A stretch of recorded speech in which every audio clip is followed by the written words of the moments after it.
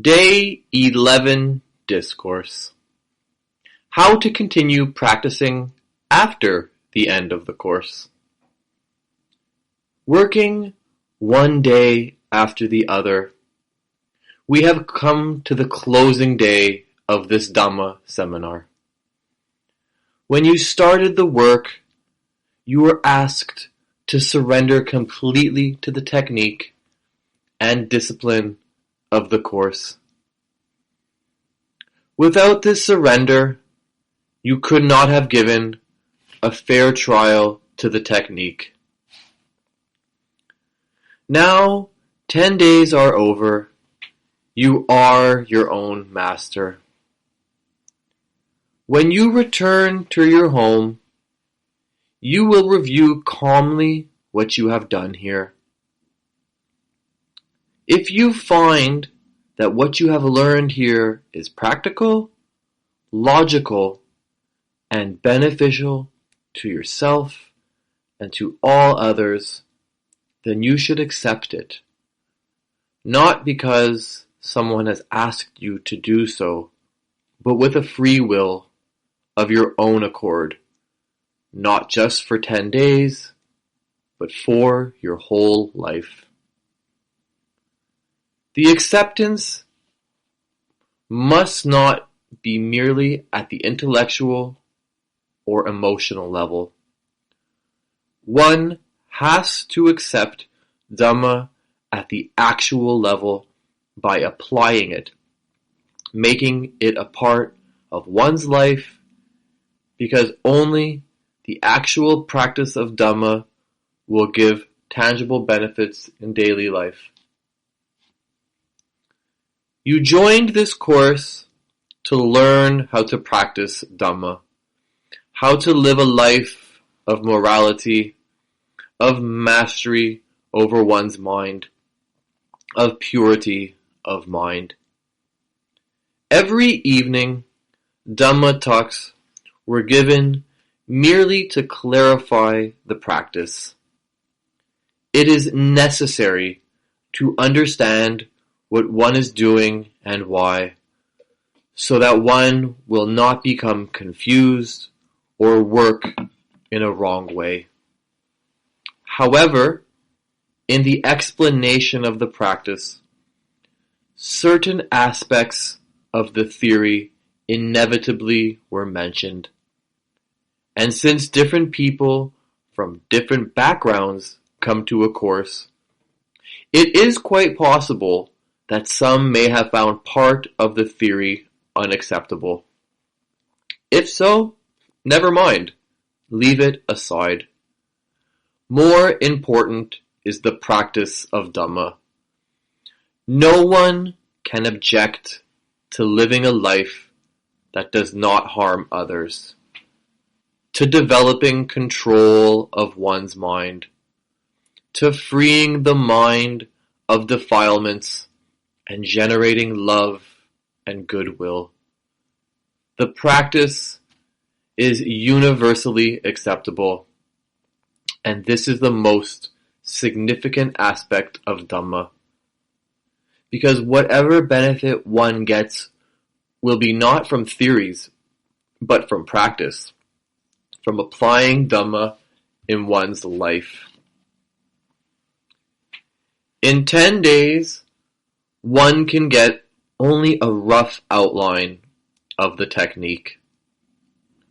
One cannot expect to become perfect in it so quickly. But even this brief experience should not be undervalued. You have taken the first step, a very important step. Although the journey is long, indeed, it is a lifetime job. A seed of Dhamma has been sown and has started sprouting into a plant.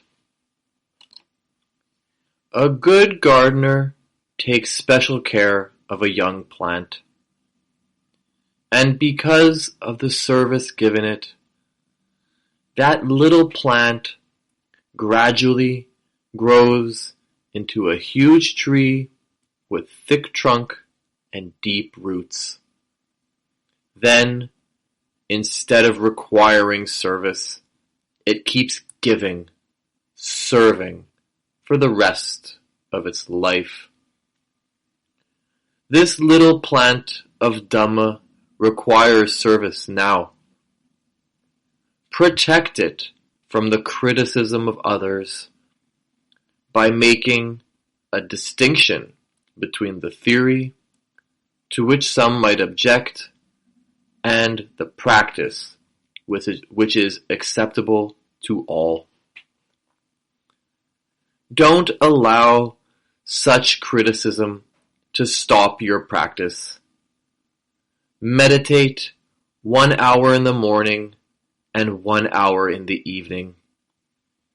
This regular, daily practice is essential.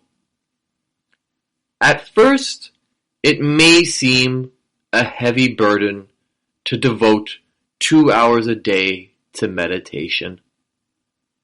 But you will soon find that much time will be saved that was wasted in the past.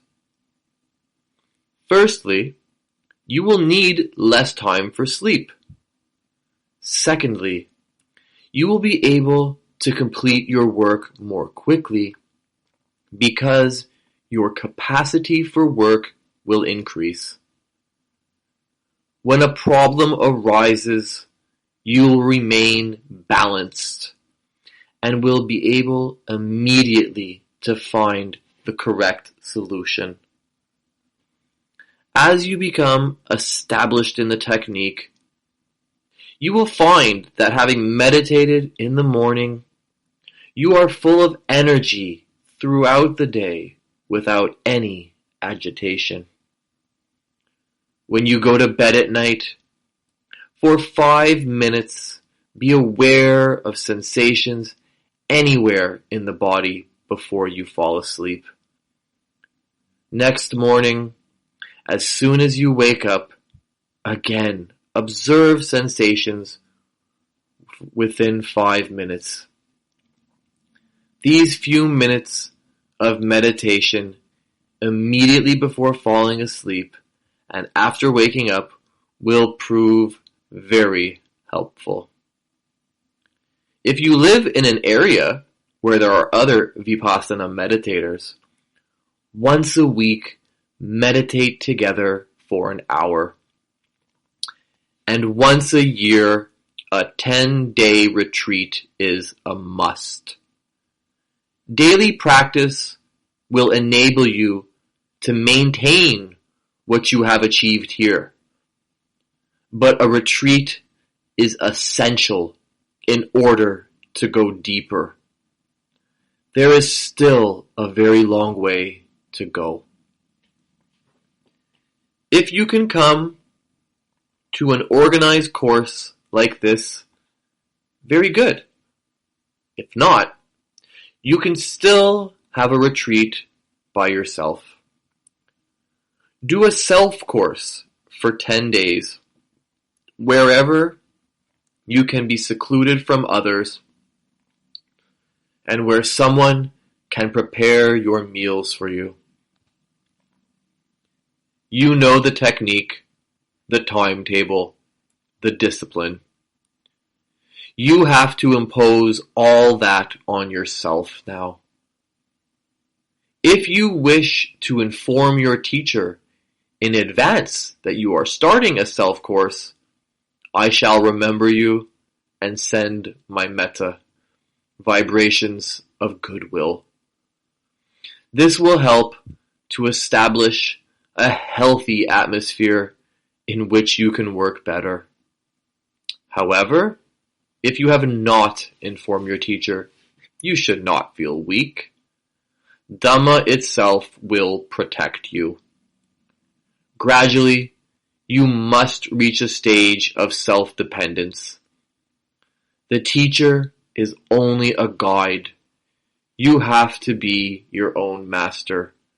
Depending on anyone all the time is no liberation. Daily meditation of 2 hours and yearly retreats of 10 days are only the minimum necessary to maintain the practice. If you have more free time, you should use it for meditation. You may do short courses of a week or a few days, even one day. In such short courses, devote the first 1/3 of your time to the practice of Anapana and the rest to Vipassana. In your daily meditation, use most of the time for the practice of Vipassana.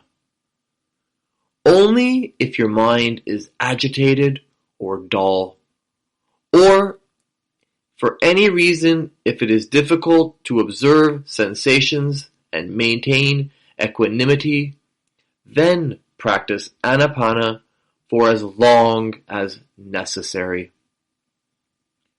When practicing Vipassana, be careful not to play the game of sensations, becoming elated with pleasant ones and depressed with unpleasant ones. Observe every sensation objectively.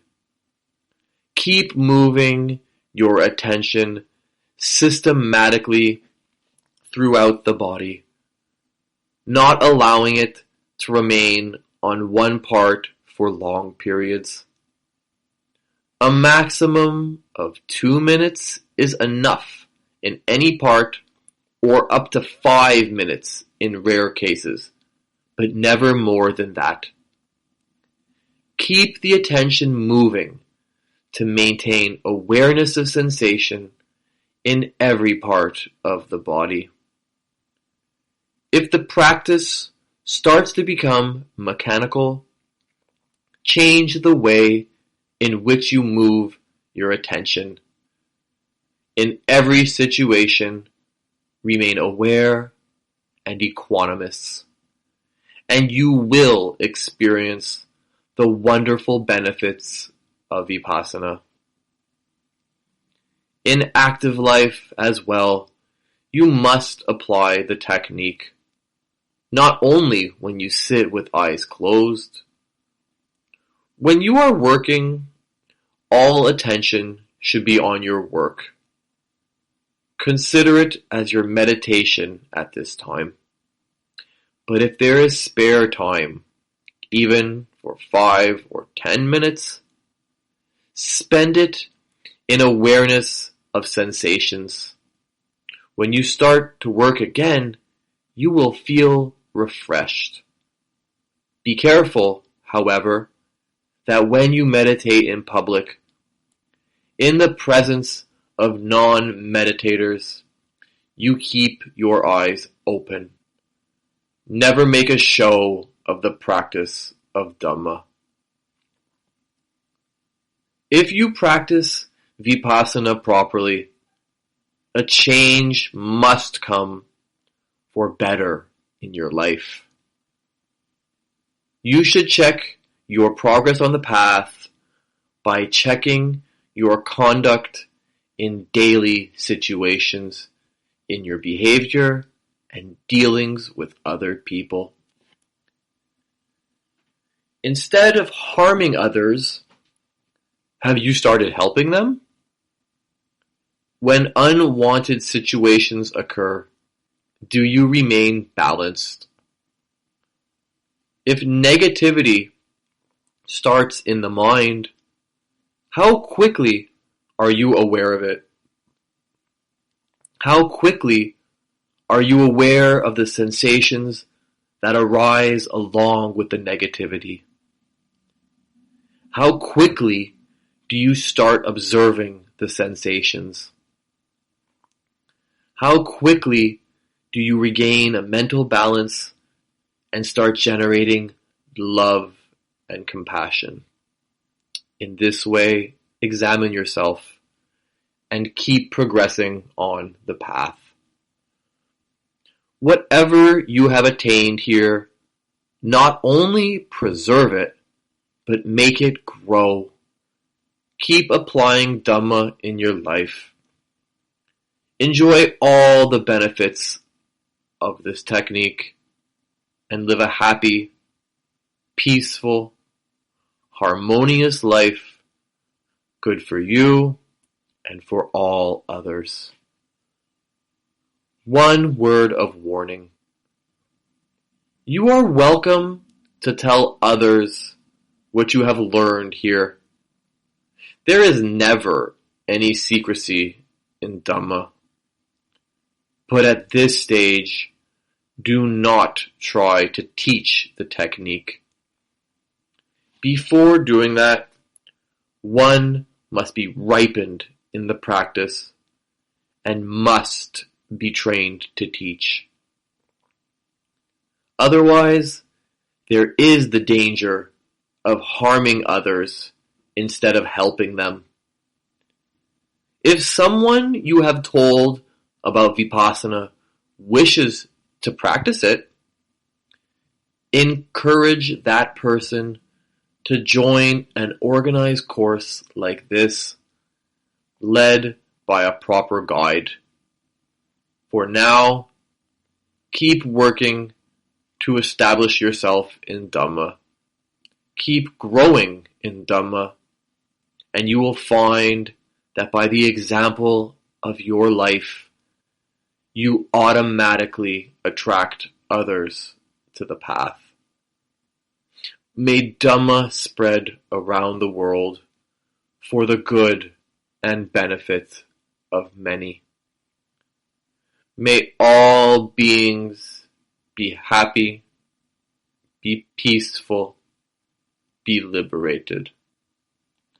Bhavatu Sava Mangalam.